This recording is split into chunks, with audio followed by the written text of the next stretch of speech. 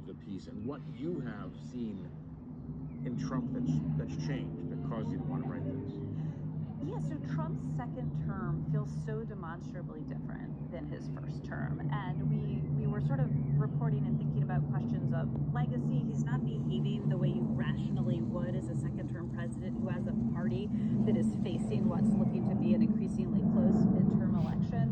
And he's also doing another thing that most presidents do, which is remaking the city in his image and putting his physical image on just about anything he can in building arcs to himself. And so we started to ask these questions, and one thing we heard was that Trump privately had begun comparing himself to Alexander the Great, Napoleon, and Julius Caesar.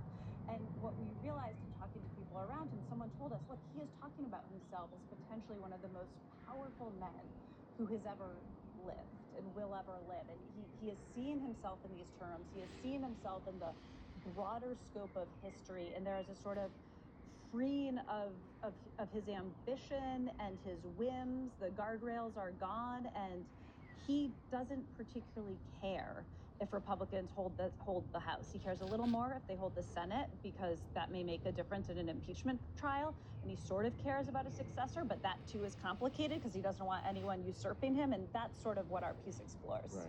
So Idris, before you can be Caesar or Napoleon, you've got to get gas prices down. Yeah, I mean, famously. they had that same problem. Talk about the president's economic woes and how long-lasting they might be, meaning into the fall, into the election season.